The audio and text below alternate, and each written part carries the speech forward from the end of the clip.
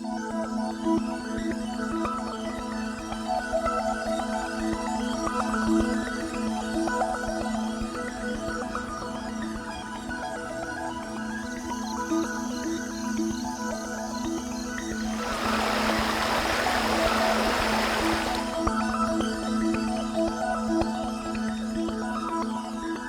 the past, I would encourage anyone interested to really participate as a public member and speak up.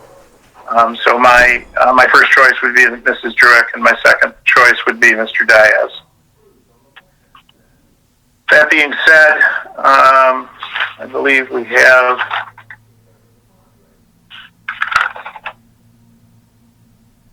four members with Mrs. Druick as the number one and two members with Mr. Diaz as the number one. So at this point, I would look for, according to our recommended steps to fill a vacancy, I would look for a motion on the board's recommendation of Mrs. Druick. This is Amanda Bobstein. I'll make a recommendation to appoint Lisa Druick as the Memphis School Board member. This is Susan. I will second that. So a motion by Mrs. Bobstein, supported by Mrs. Durst. Mrs. Bobstein, just for clarity purposes, would you amend your motion to include the word or the time frame that this appointment would stand until the certification of the 2022 election? Yes, that's fine. Do you want me to restate it all? Yeah, why don't you? Okay. I will make a motion to appoint Lisa Druick as a Memphis School Board member until the end of her term of the election of 2022.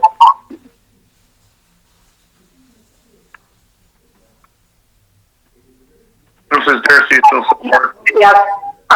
Yeah, this is Susan. I support that motion. Okay. Thank you. Any further discussion?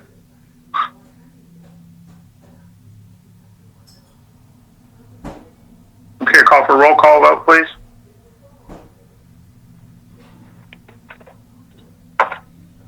Mr. Cook? Yes. Mrs. Thompson? Yes. Mrs. McHugh? Yes. Mrs. Durst? Yes. Mrs. Bobstein? Yes. Mrs. Rosenau? Yes.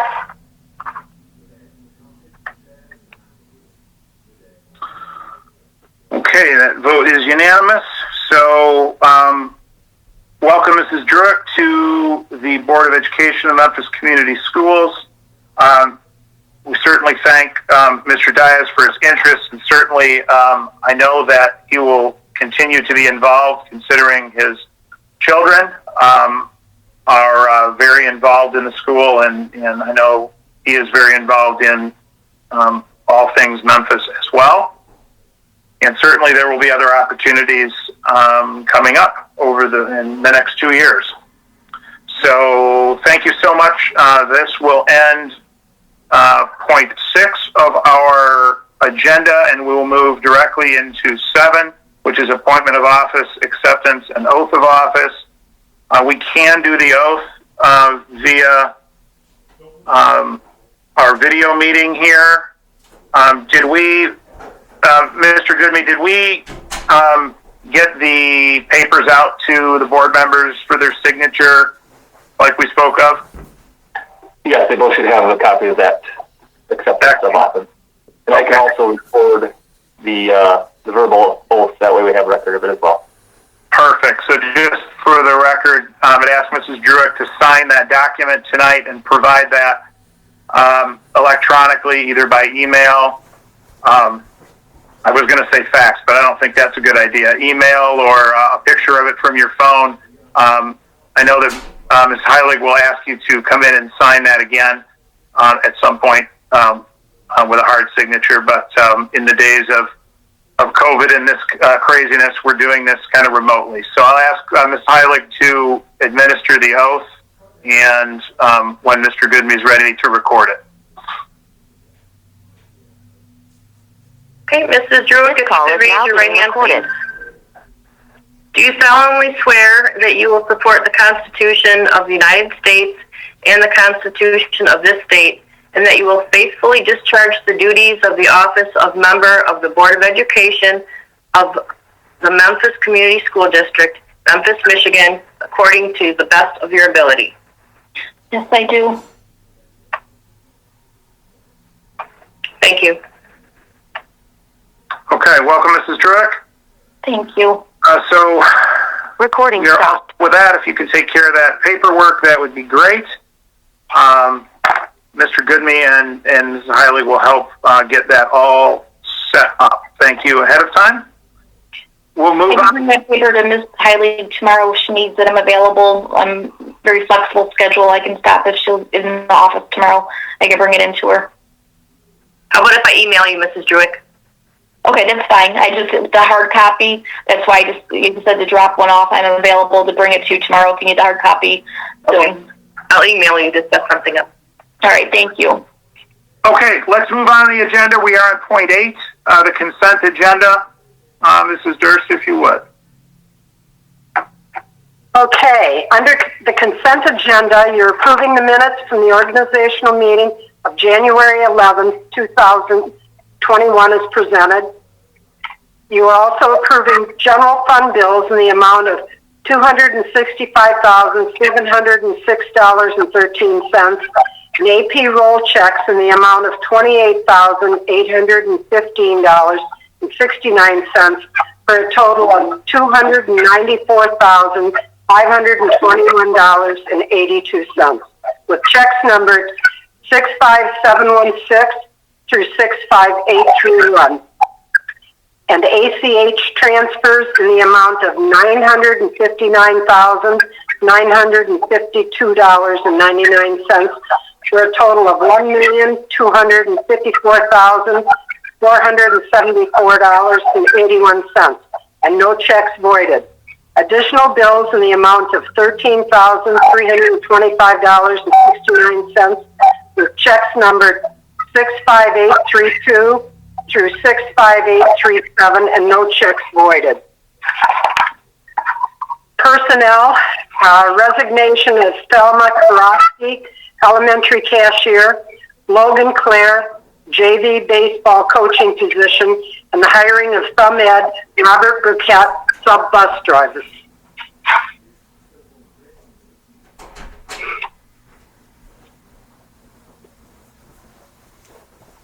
Do I hear support? This is Amanda Bobson. Karen, me too, I support.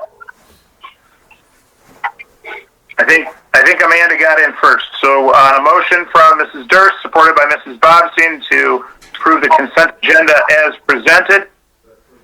Any discussion? A roll call vote. Mr. Cook? Yes. Mrs. Thompson? Yes. Mrs. McHugh? Yes. Mrs. Durst? Yes. Mrs. Bobstein? Yes. Mrs. Rosenau? Yes. Mrs. Druitt? Yes. Okay, motion carried. We'll move into reports. I'm just going to go right down the line like we get them. Brad, Mr. Goodmees will obviously come during his superintendent comments, so we'll move right into Mr. Carafa. I'll just ask all the folks with their reports, give us the highlights. Hopefully everyone has read them. There are quite a few links to read. If you have not had a chance to read those, there's some good information within those links. So please share whatever you'd like to share with us tonight. Start with Mr. Carafa. Thank you, Mr. Cook. Excuse me. School board, I appreciate you guys letting me be here tonight on the virtual board meeting. A couple of highlights to talk about today. First of all, we returned to face-to-face learning last week on Monday, and we have had a great start to our return. Today was the first day of the second semester. I wrote in the notes it says it was the first day of the first semester. However, it was the first day of the second semester. Mr. Goodme's going to go right in there and he's going to fix that for me real quick. Well, actually, it was the first day of the second semester, but we'll get there. You got it. We'll get there. There you go. We had midterms also last week, so those grades are due at the end of this week. However, again, like I said, this is the first week of semester 2. It's very electric in school today, to say the least. And if your staff members may be listening, or if you were in the building today, you know what I mean. It was great to have everyone back. We had a large amount of students coming back from online learning to face-to-face learning, so it was a great feeling. Everybody there today, back in school, almost like the first day of school again, is what many of the teachers and staff and some of the student people were saying. There's a couple of those numbers down there, 42 online as opposed to 56 in semester 1. And it was maybe 14 students, but it did seem like a lot more than that. It was very vibrant today in the school. We do have a couple of special nights coming up for students and parents that are interested in Blue Water Middle College. That will be Wednesday, February 10th from 5:45 to 7 p.m. Pete Spencer over there at Blue Water Middle College has put together a great presentation for our families. And also we're going to have our other nights, including our tech nights and our SC4 nights as well, coming up very shortly. So be on the lookout for those nights coming up. A couple other things I just briefly touch on a couple of the professional developments we've been going through, and I listed a link there to a school improvement team survey. School improvement team was asking some specific questions of our staff. I want to use those this year to kind of get started on a little bit of a revamp of our goals for our school improvement plan. So I'll update you guys all as we get a little closer, maybe moving towards the spring. And I do have a recent SWPBIS at school-wide survey results. I didn't link it in there, but I will get that to you in the link tomorrow or later on here tonight. I'll try to get that to you at the link there, but for some reason it wasn't there. But again, it's just good to be back since it's Christmas.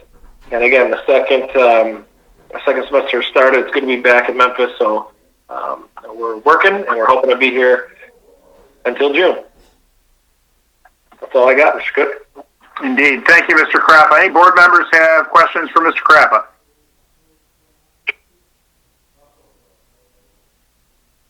Thank you, everybody. All right, Mr. Crappa, I'll reach out to you probably tomorrow. I've got a graduate of Blue Water Middle College that I'm sure would love to come and talk to the students about their experience and where they've taken it post their associate's degree. Yes, excellent. We'd love to have them. Just give me a call. We will set that up. We have Miss Nowinski working for us through the college, our college advisor as well. She's doing awesome things, so we'll put them together too. That'd be a big thing for us. Thank you, sir. All righty. Mrs. Hankins, what's going on with the elementary school? Good morning, or good morning. Let's not start the day over. Good afternoon, evening, everybody. I have a lot of information in my reports. I was able to link our NWEA growth data. If you have a chance to open that, there's a progression of fall to winter for the past 3 years. We've looked at these reports a couple of times, but for those of you who are new at it, the blue bar shows our actual growth. The gold diamond shows projected growth. And as you can see from the past 3 years in all subjects, we've really increased the amount of growth our students are making K-5. According to NWA, we are really, really proud of that. As you all know, we spent a lot of time working on our WIN interventions and enrichment, and we can really see a difference in our scores. We're very proud that we're able to not just intervene with our students who are in need of intervention, but we're really starting to be able to focus on those students who are performing at a higher level and meet them where they are and continue to help them make that year's worth of growth. So if you have any questions about those, I did share them to your Memphis account. So if you need access from them from a different account, it might ask you to request access. I see a few requests coming in now. I can change that after our discussion.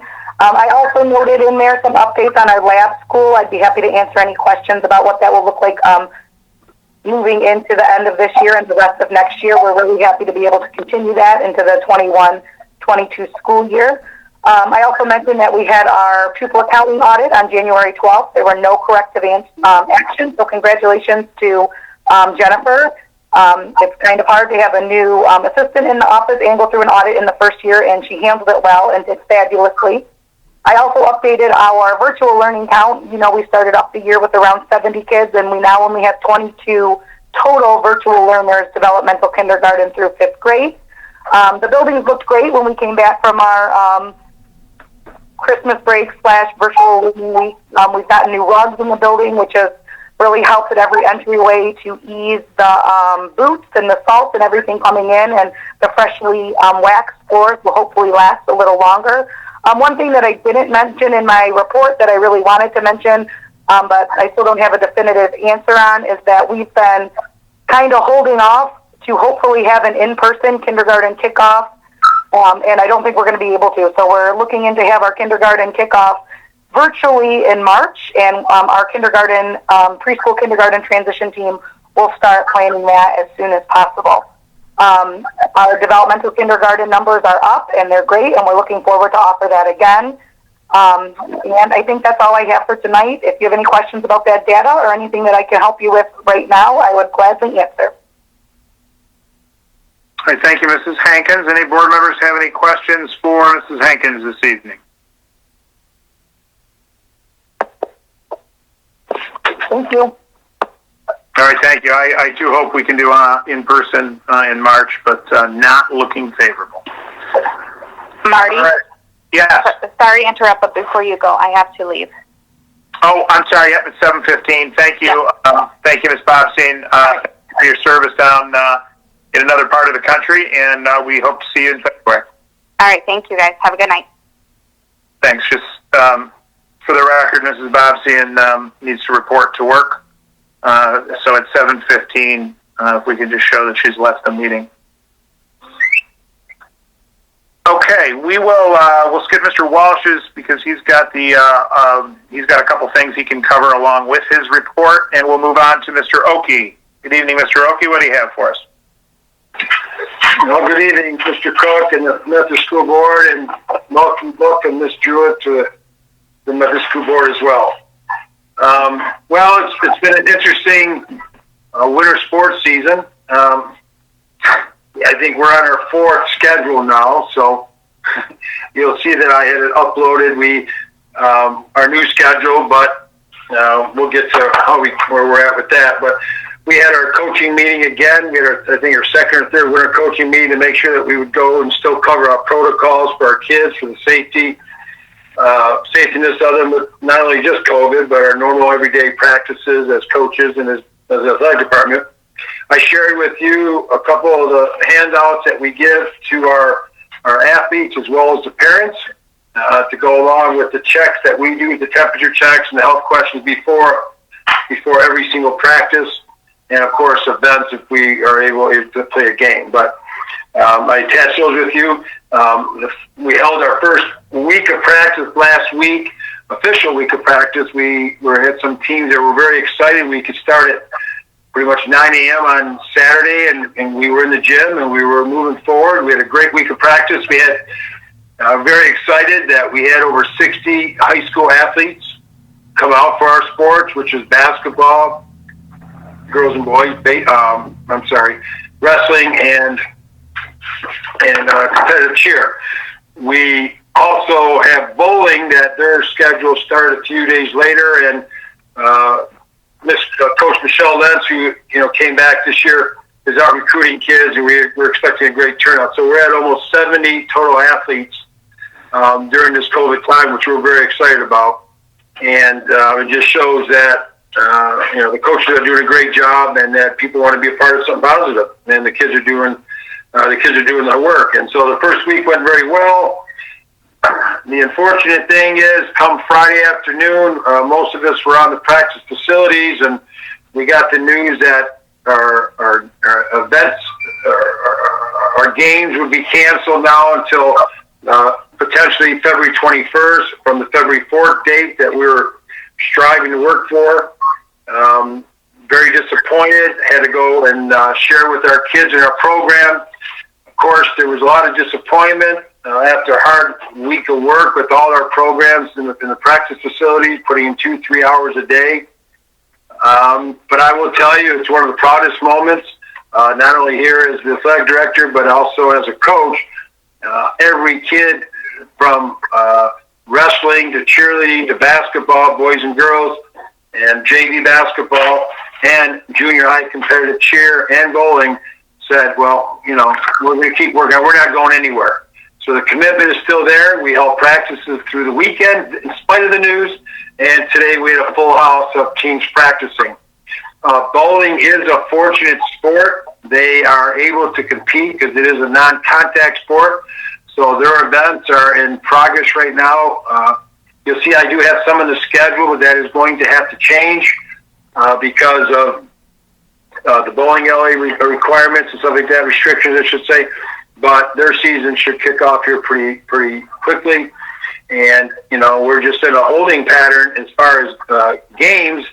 So if there's any schedule changes that will have to be made, of course, we'll make that. But unfortunately, we're practicing and working with the kids and with a hope in sight. And I actually saw a thing on Channel 2 News today that they were interviewing a bunch of different schools and talking to different programs and different kids, and it seems like pretty much all over the state, kids want to play and coaches want to coach. So I think we're all doing a great job, and I think the fact that we've had such a minimal rate of COVID cases through the athletic department, through summer and fall, and of course now in the winter, that we should all be very proud of what our coaches are doing, what our athletes are doing, and what our parents are doing. Because we ask our parents to make sure they don't send the kids if there's any concerns, and they have not done that. So it's a compliment to everybody. We did have a GTC League meeting on Friday, ironically before, and we were talking at that time about allowing our spring sports to start, baseball and softball to start conditioning with four-person workouts where there are 4 people to work out, and looking at potentially having a junior high basketball season and a junior high wrestling season. But that all pretty much came to a halt with the junior high after, the announcement on Friday. So that's kind of on a holding pattern. We are moving forward with varsity baseball and varsity softball to begin their conditioning programs. And so that should bring even more, Memphis athletes out into the gym and getting working hard with their coaches. So in that way, it's a very positive thing. But the negative thing is we're all kind of in a holding pattern. But I promise you that all the coaches and kids are doing a great job, and we'll be prepared when that day comes. You'll see I also attached a docket with our new schedule, but that may have to change. Our assistant coaches that were hired, and again, I thank the school board and Mr. Goodme and Mr. Craffen for your support in that. And I don't think our assistant coaches for boys and girls basketball and wrestling could have came at a better time with this COVID thing. And our assistant coaches have attended all the meetings, doing everything they're supposed to do. And they've been a great assistance, and it really came at a better time. We do have some fundraisers going on out there. Our boosters are doing a fat head thing, which is going to be, primarily to go to the boosters, which ultimately goes to the kids and the teams. But it's actually a kind of fun little thing that if we are able to open up our athletic events, they're looking to get, I think it's $20 for a fat head, send in a picture. And I know you've got quite a few people that are doing it. So at least when we open up the bleachers for when we are able to have our events, if we can't have spectators, well, at least we'll have fat heads in there. So kind of a fun thing, but, something that's beneficial for everybody as well. As I mentioned, the junior high season right now, we're just kind of in a holding pattern for boys and girls basketball and wrestling. Cheerleading they had some competitions set up, but, there's nothing to do at this point. Our Pixelet streaming has been set up. It's ready to go. Mr. Goodme had reached out to myself, I think it was a week or 2 ago. He had sent out some information through the Hive and stuff like that, but we put together a nice little letter that will go out to the entire community when we are able to produce another schedule in which people can purchase to be able to watch our athletes play. So very excited about that. and it took a while because they've had so many people, new schools. They went from, I think, 12 schools in the thumb to over 2,000 schools just in, between Michigan and the outlying states. So they were a little overwhelmed.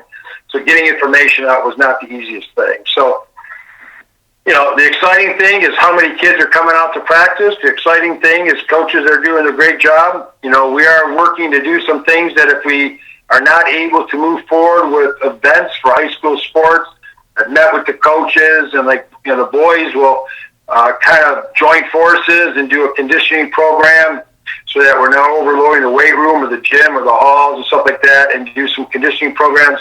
I think Susan mentioned about the floors, and she couldn't be more right. I walked into the gym and I had the pleasure of being able to meet the crew that was cleaning it. And man, the gym floor never looked better.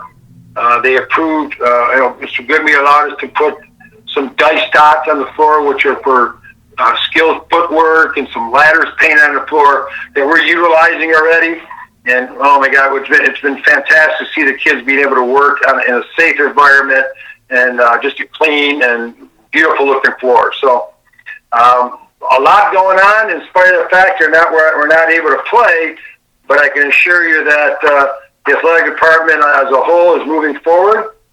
We have some great things ahead of us. We're looking to put a website together so that all the sports can be promoted. That'll be complete by the next board meeting, and we'll launch that just before then. So we're excited about that.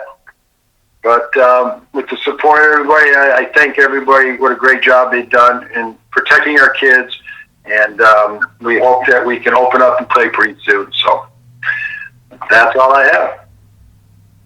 All right, thank you, Mr. Oakey. Any board members have questions for Mr. Oakey tonight?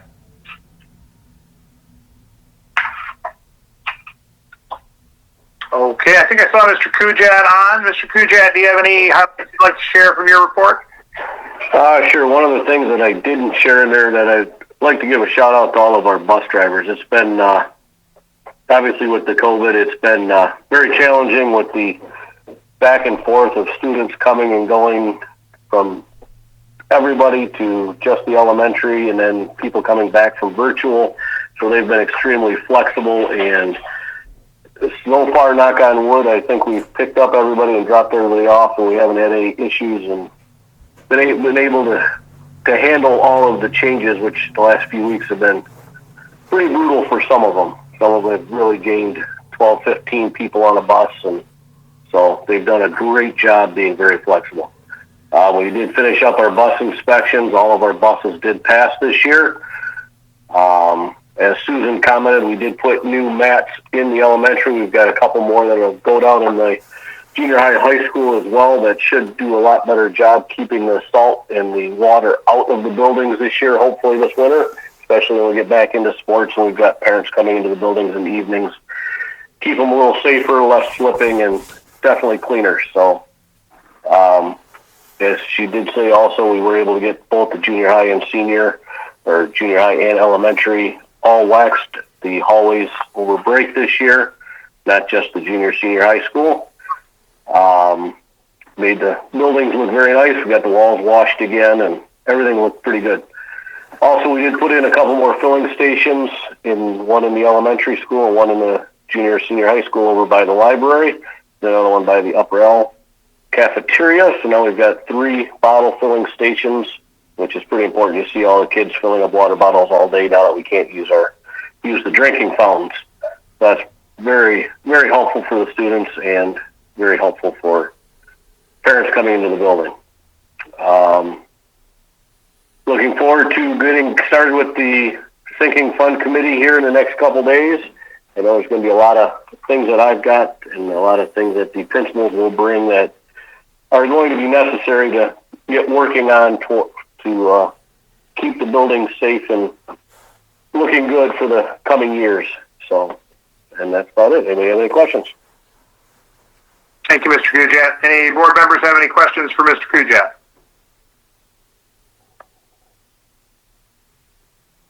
Okay, are there any other directors on other than Mr. Walsh that would like to share anything from the report? If not, we will move into Mr. Walsh, and I guess you can take us through anything you'd like to share in your report, as well as points A, B, and C, the general fund, food service, and internal accounts. Anything you need to share there. Sounds good. Good evening, everybody. As far as budgets, we are still operating off of our first amended budgets that were presented back in November. Jumping right into kind of the revenue side, as you, most of you are aware, there was a stimulus package that was passed back at the end of December. Within that stimulus package, sorry about that. Within that stimulus package was funds that the federal government has earmarked for K-12 education. If you recall, the original CARES Act that was passed back in March or April of 2020, we had received funds, and those funds were earmarked for K-12, and the allowable use was for operational expenses. These funds that they have earmarked for education, all information that we have received to this point state that these funds are to be treated very similarly to how the original CARES Act funds were, in regards to allocation to school districts and allowable usage. Unfortunately, we have not seen definitive guidance from the federal government or from MDE in regards to these funds. So at this point, we're kind of in a holding pattern. Just we know that stimulus package did award K-12 educational funds. We just, at this point, do not know what the final allocation will be for each district and what the allowable use is. But again, the initial information that came out and that's being reported is the estimation is going to be allocated based on the same type of allocation that the CARES Act funds were back in May 2020. We received those funds. With the main difference is the allocation will be approximately 4 times as large as what we received initially. And then for the allowable uses, again, the estimations that we're seeing, the information that we're hearing is that the allowable uses will be very similar to what the allowable uses were for the CARES Act. So as this information comes out, as we get official guidance from MDE on this and we get our final allocation, this will all be incorporated into our A2 budgets that will be presented to the board in March. And I fully expect that we will have the information well in advance of when those budgets are prepared and presented. In addition to that, I was able to sit in on the state's semi-annual revenue estimating conference that they hold each January. The main point of this conference is House Fiscal Agency and the Senate Fiscal Agency at the state level. They get together and estimate revenues for to the current point of the year, and then moving forward for the remainder of the state's fiscal year that ends in September.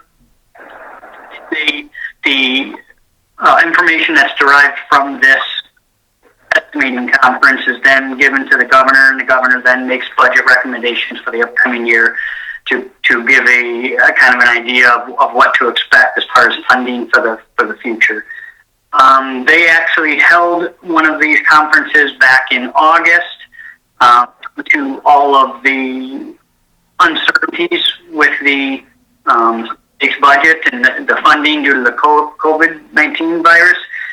And at that time, for those of you who were on the board at that time, were at that meeting, if you recall, the estimations were very dire. They were not optimistic at all regarding funding and revenue for the next 2 fiscal years, for the remainder of the 1920, for the 2021 and 2022 fiscal years. I'm happy to say that I wouldn't say it's a total 360, but it's a total 180. But regardless, the revenues are much higher than what they had originally anticipated in both the state's general fund and the school aid fund. So they are seeing, due to the increased income taxes being received from the federal unemployment and a change in spending habits, consumer spending habits being pushed more to goods-based purchases that are subject to income tax. So for the reason, the state is now actually estimating a surplus at the end of the 2021 year and the 21-22 year, which, if you recall back in August, they were projecting deficits. So we were unsure what was going to happen. The school aid fund at that point, but the good news is that both of these, the school aid fund and the general fund, are projecting pretty substantial surpluses at this point. So now it's kind of in the governor's hands, and we will hopefully hear something within the next month, usually mid to end of February. We have some sort of idea of what the foundation allowance will look like for next year. And we're also hopeful that with another stimulus package coming up, there's obviously an opportunity for additional federal funds there too. So, very fluid situation at this point. The good thing is it's mostly good news as far as funding and revenues go, and hopefully we see those get passed through the districts so we can help alleviate some of these costs that we've talked about due to COVID and due to the lack of funding that we received for the current year from the state. And then the last main highlight that I was going to mention, and I know that it's on the agenda under new business, so I won't go into it too deeply, but it's just the IRS has issued a closing statement in regards to the lawsuit and the 3% retiree healthcare contribution taxability. So I don't know if you want me to wait on that until we get to that point in the agenda, but I would be happy to share information on that too to help the board make that decision as well. Yeah, I think we'll just wait for that agenda item. That's fine, Mr. Walsh. Great. Alrighty. Any questions? Thank you, Mr. Walsh. Thorough as usual. Any questions from any board members for Mr. Walsh?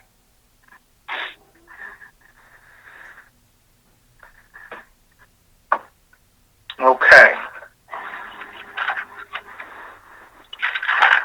We come to item 10, public comment, and I believe we had one registered participant, Melissa Addington. Mrs. Addington, 0550. Who unmutes her, by the way? They have the ability to do it themselves. All right, perfect. Mrs. Addington, we normally set aside 3 minutes for public participation. Just as a reminder, the board doesn't always engage in, or is not in a practice of engaging in a lot of discussion. What I can tell you is if you bring up an issue that we need to address, someone will be asked to get back to you immediately, or as soon as possible, not immediately, following this meeting. All right, Mrs. Addington, the floor is yours. Okay, thank you. Hi, everyone. No, I just wanted to tell you that I have received numerous emails as well as text messages and reminds from a lot of my parents, and they are they're thank yous. They're thanking me. They're thanking our district for having in-person school. I have a lot of shouldn't say a lot, but a few parents that are brand new to the district, and they're sending their 3-year-olds or their 4-year-olds to school. It's their very first time sending a child. So they have expressed how thankful that they are and how grateful that Memphis Community Schools has been and able to keep the kids in school. I know that, junior and high school, they have been out, but being that K-5 has been able to stay in has been great. So I just was wanting to pass along the messages that I have received from my little parents thanking our district through emails and messages to me. I just wanted to pass that along to you, that they're very thankful for being able to have their kids go to school.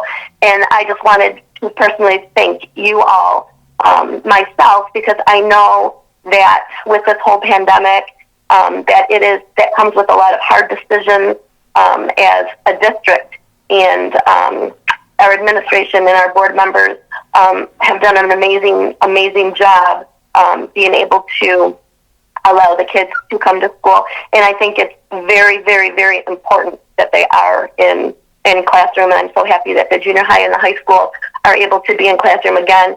So basically, I just wanted to share the thank yous that I have received, and to thank you personally for all the hard work that you all do to help everything be easy for the staff, for the children, and I just wanted to thank you. Okay. Well, thank you, Mrs. Addington. I know there's a bunch of people here that feel the same way. I would venture to guess everyone. I don't speak for everyone on the board, but I know that we have all had the same thoughts over the last few months. So thank you for your contribution tonight and your contribution at the school. Okay. We are through public comment, and we will go through our correspondence. Our first is our Troon Law Notes. Anyone have any thoughts on the current set of Troon Law Notes?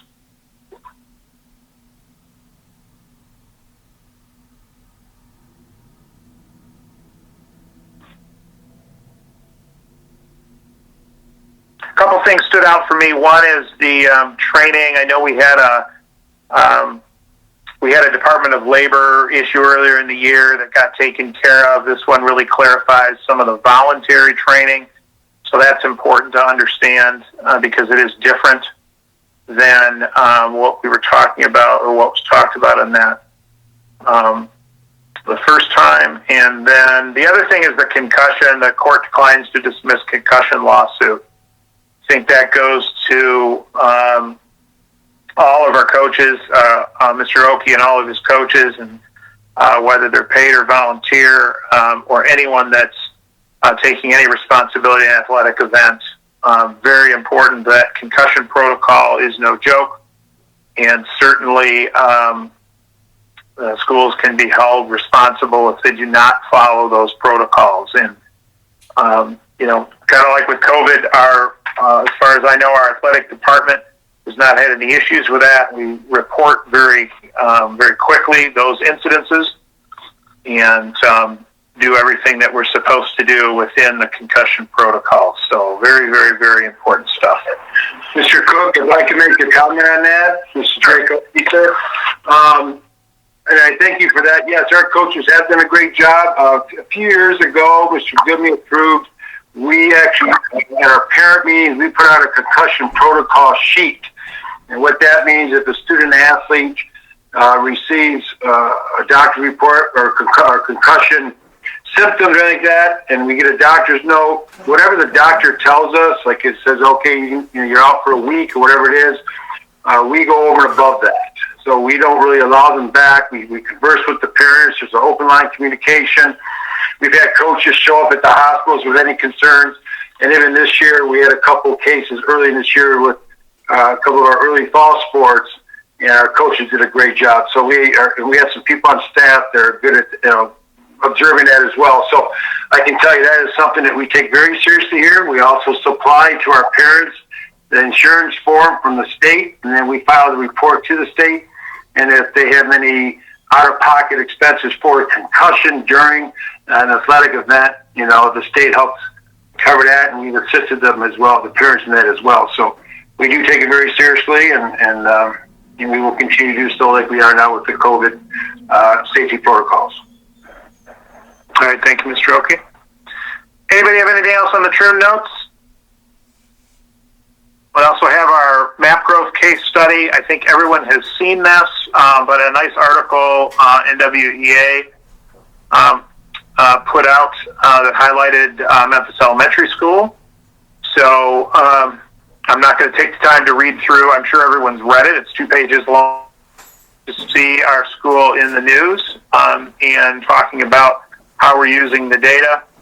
Does anybody want to have any questions about this? I think we got it a couple of weeks ago, so it was good to see, and I'd like to continue to see that as we look at our student growth. It's certainly important to everybody on this board, I know. Any questions, comments on the growth study? Mr. Cook, this is Karen McHugh. I really enjoyed reading the Memphis Elementary School article, and it was just nice to see such a positive, our school in such a positive, light. And to see it was just really, I really appreciated it and really enjoyed reading it. Excellent. If I could just interject really quickly, I actually just got an email from them about an hour ago that they are also going to feature us in a blog post and sent an article with a few more follow-up questions for me. So hopefully at the start of February, we'll be able to share some more great things. So thank you for taking the time to read that. All right. Thank you, Ms. Hankins. Anyone else? All righty. That completes correspondence. We'll move into old business. We have our usual extended continuity of learning plan for those new to the board. This is, Mr. Goodman will take us through just a quick update. And this is, we've made the decision earlier in the year that at each meeting we will adopt the extended continuity of learning plan as presented. So this is just something we do every month. Hopefully someday we'll get to end this continuity of learning plan and get back to normal life. But for now, Mr. Goodman, why don't you give us our update, and then I'll entertain a motion. Thanks, Mr. Cook. As you guys know, not a lot has changed. We can remain kind of in the same status. We have been, able to provide face-to-face again at the secondary level. So that is nice to have everybody back. Mr. Craftwood touched on that. Our students have been great. Our staff have been great. The numbers countywide, as we continue to track that over the last 2 weeks, have gone from a 13.3 down to a 9.4 for our percent positivity rate in the county. So that is a very good trend to see. The hospitals have room. Death rates have gone way down. Everything is going and trending in the right direction. Our attendance continues to be outstanding. Whether we were virtual or face-to-face, you'll see in week 2, if you go back 2 weeks, that would have been that first week in January when everybody was virtual. So the average between the K-5 and the 6-12 building is 95% of our students attended every day still. So we had very good attendance, and now with that face-to-face, the attendance remains strong. It is my recommendation, based on everything going on in the county and within our district, that we continue to provide both options as we have. Matt has said that we do have, Matt and Susan have both shared that our number of students that we fully virtual the second semester is down, and we'll continue to offer face-to-face for all those students interested. Thank you, Mr. Goodman. Any questions for Mr. Goodman about our extended continuity of learning plan? If not, I'd entertain a motion to, how are we saying that? To adopt the extended, or reconfirm, I guess is the nomenclature we're using, reconfirm our extended continuity of learning plan. Mr. Cook, this is Karen McHugh. I will make a motion to reconfirm the extended continuity of learning, or the ECOL plan as presented. Susan, I will second that. Thank you. A motion from Mrs. McHugh, supported by Mrs. Durst, to reconfirm our extended continuity of learning plan as presented. Any further discussion? Roll call vote, please. Mr. Cook? Yes. Mrs. Thompson? Yes. Mrs. McHugh? Yes. Mrs. Durst? Yes. Mrs. Bobstein is absent. Mrs. Rosenau? Yes. And Mrs. Druick? Yes. Alrighty, 6 yeses, 1 member absent. The ECOL is reconfirmed. Okay, Mr. Walsh, I'm going to ask you to grade me on something to see how well I was listening when you explained this to me the other night, or the other morning, I should say. You got it. So I want your honest grade. So the IRS closing agreement on 3% retiree health care contributions. So there is a current a class action lawsuit or lawsuit filed by Michigan ORS system, and ORS being the Michigan's retirement system for public employees, including our school employees, so the Office of Retirement Services. And that lawsuit is based on covering a period of time between 2013 and 2026, and it surrounds the 3% contribution that employees, so teachers, administrators, staff members, anybody that is part of that retirement system, and that is the 3% contribution that employees made should be exempt from federal, state, and FICA Medi taxes. So the agreement which we are looking at becoming a part of, we would become a part of that agreement really for one reason. And that reason would be that if the IRS in the future decides that those 3% contributions should be subject to federal, state, and other taxes, that they could go back and basically claw back those taxes from us and from our employees. Now, the reason that's really the only reason that we would get into this closing or agree to be part of this closing agreement, join the agreement, is that the only month that we took those taxes out, or we treated that 3% contribution as taxable, was January of 2013. We started treating them as exempt February of 13. So, in essence, what it means is school systems that treated those 3% contributions as taxable from 2013 until the present time, those teachers, staff members will be entitled to a refund of those monies. If a teacher, staff member from Memphis wanted a refund, they would be getting the refund from January of 2013, and they would have to do so by getting a new W-2, an amended W-2, and they would have to refile their taxes, and I believe the average employee would benefit $10 or $11. So that's not why we're joining, or that's not why this is on our agenda tonight. It is to protect us and our staff and teachers from future liability of IRS action. So what is being suggested, our auditor, Mr. Bailey, advised us that the protection in the closing agreement, that protection outweighs anything else. True and Law, the only guidance that True and Law gave us was that the IRS has not disclosed the entire closing agreement, so they haven't had a chance to review the entire thing, but the protection is part of the closing agreement that's already been presented.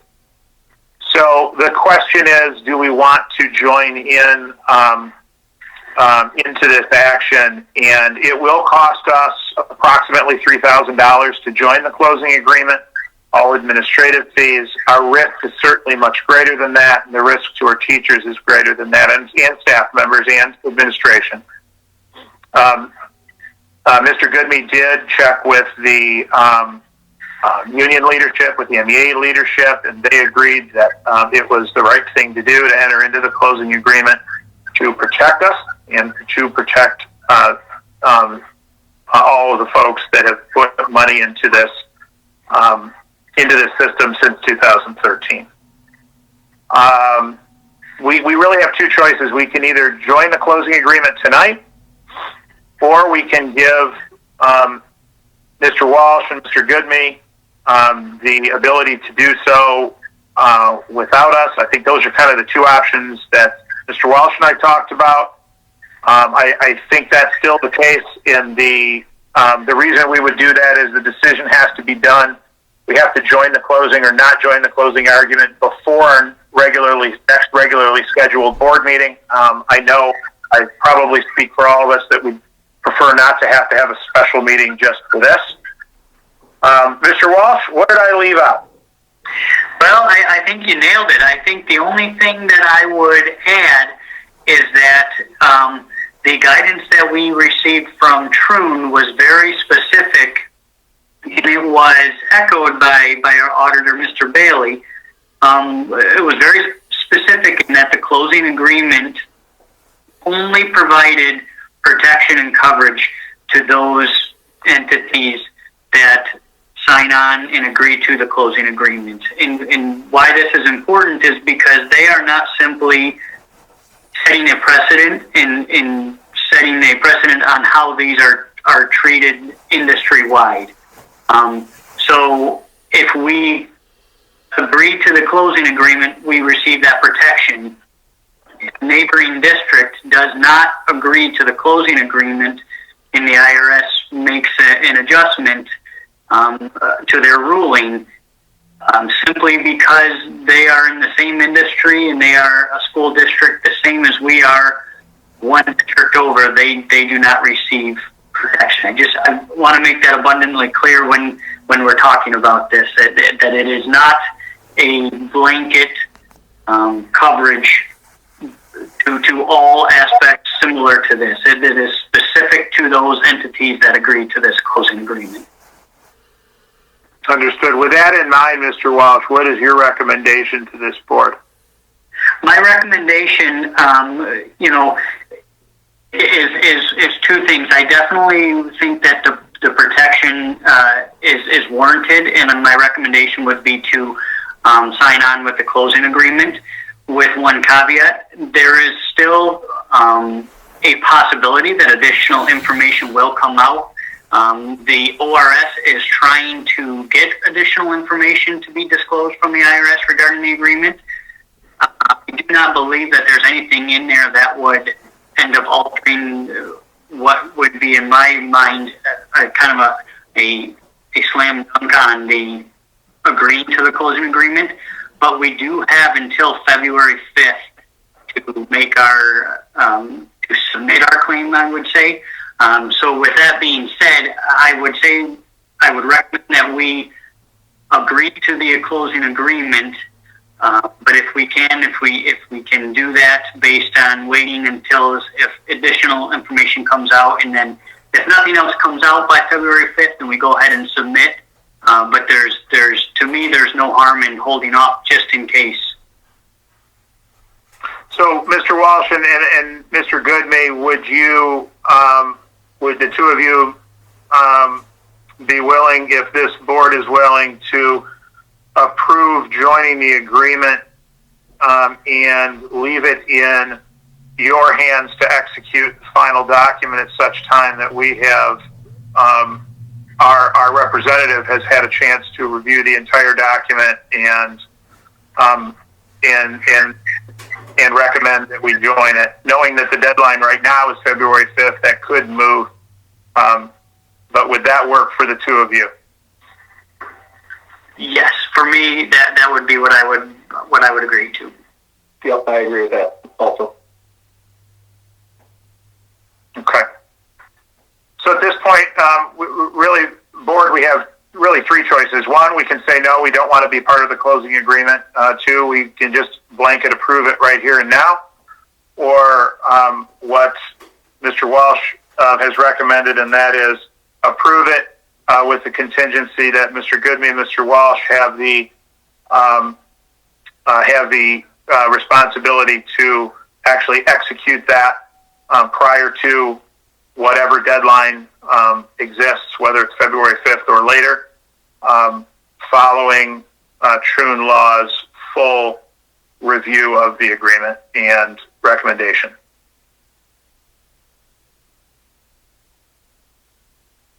Mr. Cook, this is Karen McHugh. I would go up with the recommendation of our business director and our superintendent. I think that would be the wisest direction to go. Mrs. Stockton, I agree with that. Okay. The motion by... Sorry. No, you're fine. Motion by Mrs. McHugh, supported by Mrs. Thompson. I'll just paraphrase this, just to make sure, Mrs. McHugh, let me know if I'm off here. that the board will join the, hold on, I gotta make sure I say it right. Join the closing agreement as presented and give Mr. Walsh and Mr. Goodme the responsibility to properly file those documents prior to the deadline after Shroon Law has given their final recommendation. Would that be accurate, Mrs. McHugh? Yes, that sounds great to me. Perfect. Mrs. Thompson, is that accurate for your support? Yes, it is. Any further discussion, questions?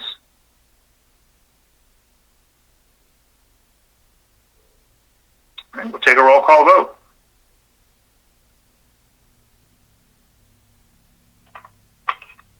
Mr. Cook? Yes. Mrs. Thompson?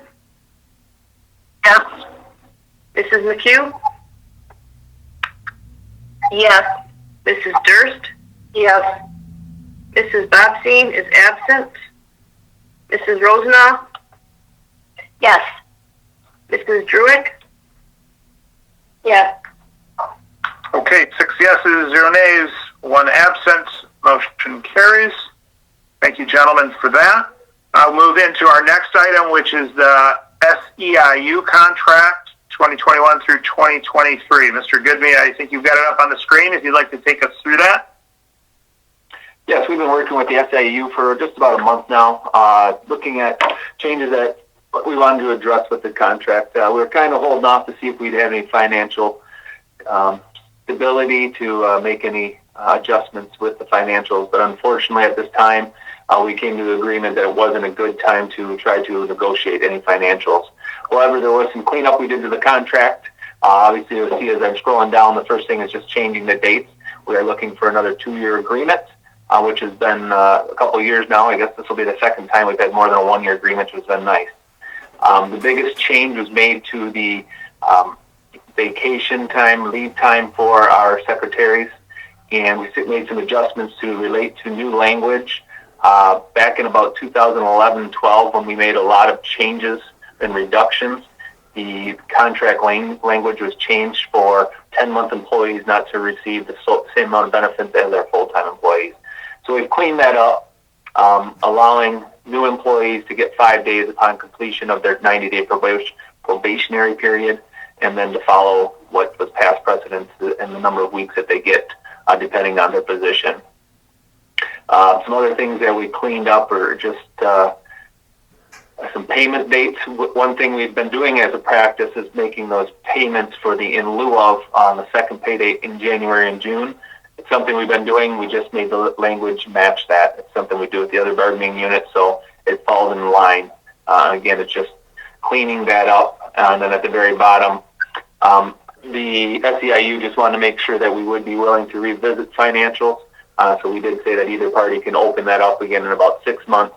In talking with them and discussing with them, we feel that by June we should have a good idea of where the foundation allowance will fall and any stimulus money that we're going to receive. So that will give us an opportunity to look at financials for that group at that time.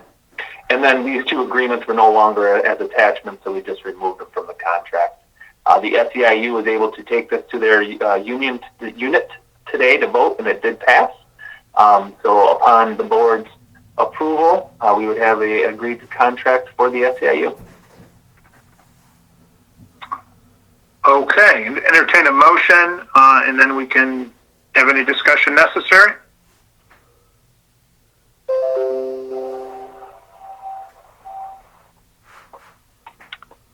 Mr. Cook, this is Karen McHugh. I'll make a motion to approve the SEIU contract through January 22nd, 2023 as presented. This is Mrs. Thompson. I'll second. All right, and a motion by Mrs. McHugh, seconded by Mrs. Thompson to approve the SEIU contract as presented. Any questions, comments, discussion? Mr. Goodme, I didn't know if you wanted to just, especially since we have some new board members in that, or a new board member, that like our athletes, our bus drivers, our MEAs, our teachers, but like maybe just kind of go over who this all entails with our SEIU. Sure, absolutely. The SEIU is now our secretaries. So we have 2 in the high school office, 2 in the elementary office. All of our kitchen staff, so from our head cook down to our servers and our cashiers, as well as the media tech assistant, which would be kind of the part-time position in the junior senior high school media center. It used to also contain the custodial unit, but that was removed. Gosh, I think that was back in 12-13 as well.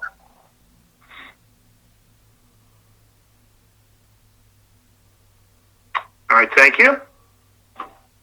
Anything else? Roll call vote, please. Excuse me, Mr. Cook, I have a question. For some reason, I asked me before Mr. Goodme spoke, but I can't, you guys did not hear. No problem. I'm obviously unfamiliar with this document. I know he went ahead and explained. Now, are we cutting anything for the employees that we're talking about, or are we increasing? Because I can barely see the document. Are they getting more vacation time, more sick time, or is it standard with what is current for the current employees, long-standing employees, I should say? Yes, great question. Basically, everything is staying the same. Okay. The employees didn't get the 5 days until after 1 year of employment, and then we actually made them wait till July. So in some cases, you could be waiting about a year and a half before they got their 5 days of vacation time. So what we've done is just change that, and we're kind of awarding it a little earlier. We're doing it now after 90-day probation period instead of making them wait that full year. It doesn't change the number of days they are earned, and it doesn't take away anything by any means. There's no reductions or anything else in this contract. Everything else is just basically language clear up. Okay. Thank you so much. Appreciate it. Absolutely. Yeah, thank you, Mr. Drew, for asking that question. It is how I would describe employee-friendly. It is an employee-friendly, all the edits are friendly to the employee. Any other questions? Okay, let's go ahead with our roll call vote. Okay, Mr. Cook? Yes. Mrs. Thompson? Yes. Mrs. McHugh? Yes. Mrs. Durst? Yes. Mrs. Bobstein is absent. Mrs. Rosenoff? Yes. And Mrs. Druick? Yes. All right, 6 yeses, 0 noes, and 1 absent. Motion passes. The SEIU contract is approved. Moving to superintendent's comments. Mr. Goodman. Thank you again, Mr. Cook. The one changing thing that continues for our county right now is vaccination. I received a call Friday, late afternoon, that the St. Clair County Health Department has been notified that the number of vaccinations over the next couple weeks to a month has been reduced pretty substantially, which obviously makes there going to be a reduction in the number of vaccinations provided to the county schools. The plan prior to this reduction was that Memphis Community Schools and all employees would be able to, on February 5th, anybody interested would be able to go and get their vaccination. Unfortunately, with this now, we are changing the plan for the county, and we will be given a percentage each week of the vaccinations allotted for the districts. It is based on student enrollment in the county. We also had to add some public school academies, charter schools as well, because they fall under the jurisdiction of the St. Clair County Health Department. Because of that, we are now going to be receiving 4% of the allotted vaccinations for the county each week. That comes out to 7 vaccinations every Friday until something changes. We were able to get 10 staff members vaccinated last week. We'll have 7 vaccinated this week, and it'll continue to do that until the number of vaccination is increased. I did watch the governor's press conference this afternoon. She is very optimistic about the increasing the number of vaccinations available to everybody in our state. So we got our fingers crossed that very shortly those numbers will increase, and as well as the numbers allotted for Memphis. We have created a priority list for all staff. The admin, based on guidance from RISA and from the health department, we identified high-risk teachers' positions and kind of created that priority list to go on down through it. So we're working our way down the list, and we will get there.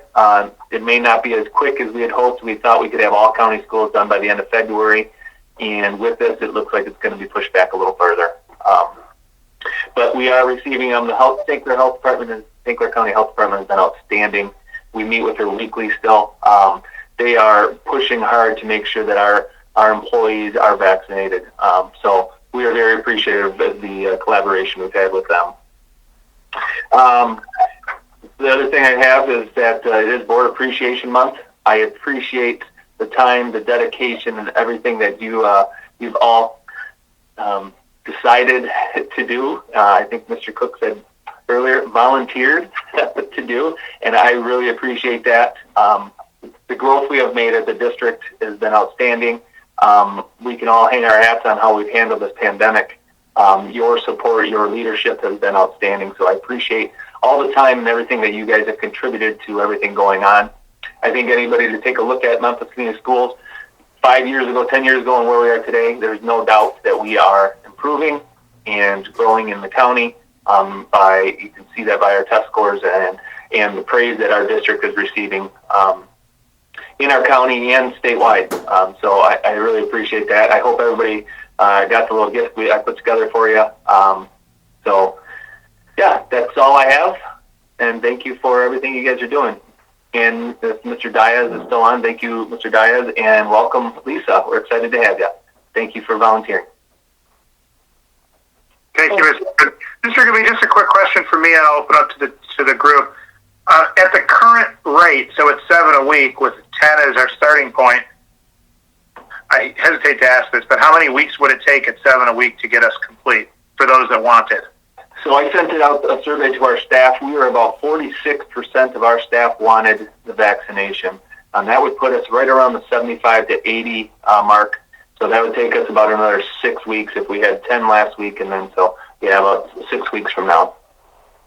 Okay. Okay, thank you. You're welcome. All righty. Any other questions for Mr. Goodme from any board member?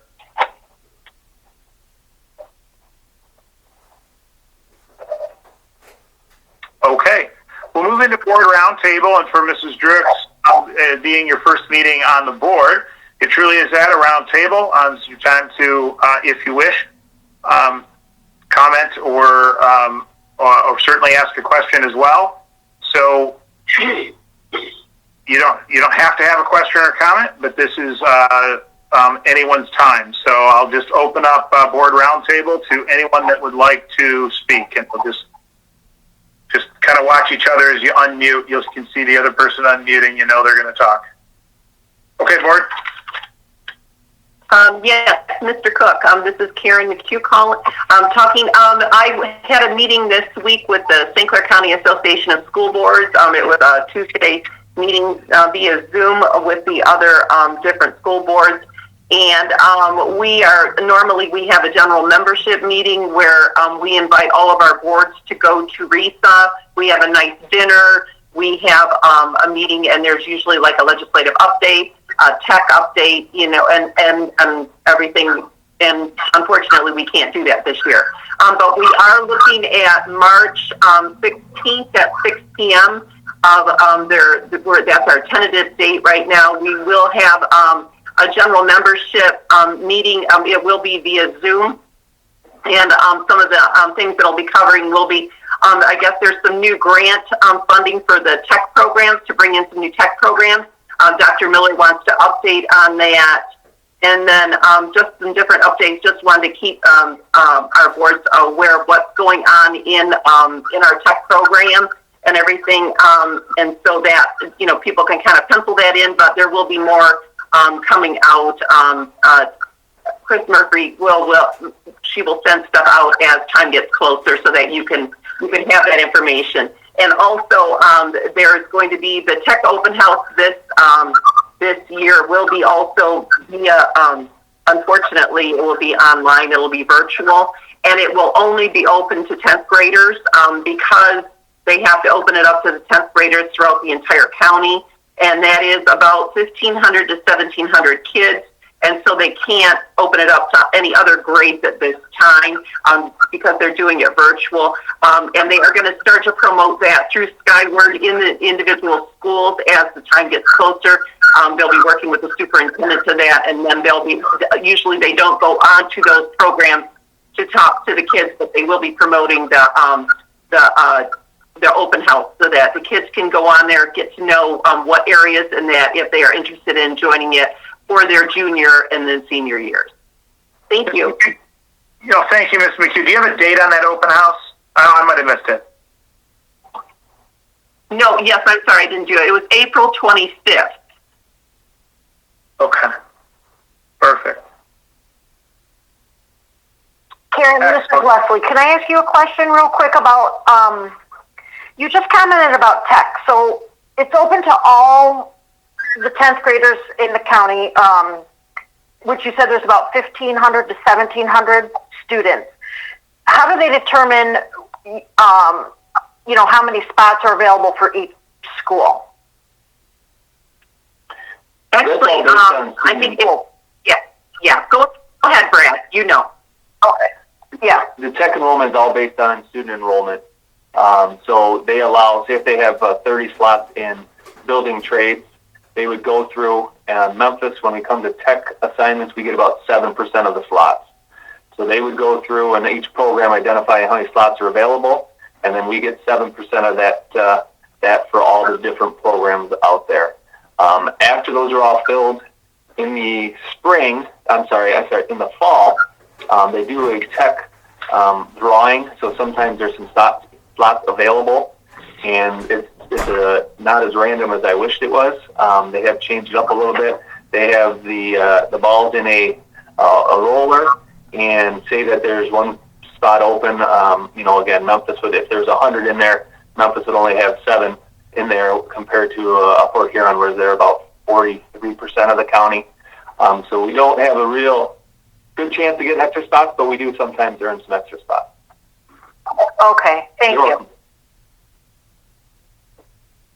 Excuse me, can I ask you, Mr. Goodman, a question off of this as well, please? Someone had mentioned earlier about a possible grant, get more funding and more options available. Was that Mr. Walsh that said that earlier? Or I can't recall who was discussing that. I think Karen actually mentioned it too, that Tech is looking at grants for different programs. They were looking into some energy programs and trying to find the funding for that. They are always looking to grow. They are, this year, I think the biggest they've ever been at 860 some odd students. So they are almost at capacity in their building. They are trying to be very creative and finding ways to open up more slots to all of the county schools. But again, they are looking at a few new programs and trying to acquire some funds for those. Okay, do we have a time frame when those grants would be possibly awarded? Or I don't know that. They haven't shared anything more than that they are out there trying to expand. It's something. Okay. I meet with Dr. Miller once a month. He updates the superintendent. So as we get more information, I'll make sure to share that with everybody. Okay, thank you.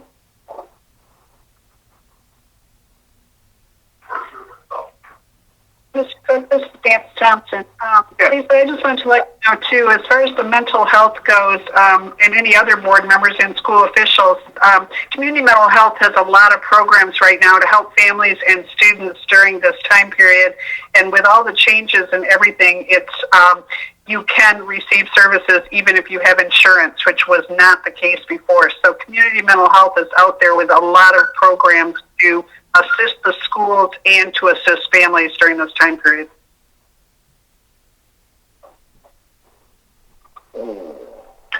Thanks, Dan. I do sit on the adolescence program through CMH, kind of a small advisory group that we talk about all the different programs that are available to our adolescents. So anytime I have that information, I bring it back and share it with Kim and Janine, our counselors and our social workers. So TMH has been very, very helpful in providing support to our kids.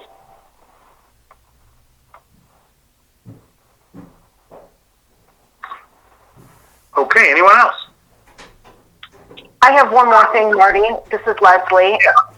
First, I just want to say thank you to everybody. I've been trying to brainstorm and pick everyone's head on tips, advice, and everyone has been more than willing to answer my many, many questions that I'm sure are repetitive and may even seem silly at times. But I do want to say thank you. I want to let the board know that I have been busy taking CBA classes. Nancy and I attended the superintendent evaluation together. I did take CBA 101. Last week I finished my school law class, which I highly recommend that Lisa take very soon because it was most helpful. And next I'm moving on to the policy class. I love that you can take the class at your own pace. That works really well for me, and I just want to say thank you to everybody.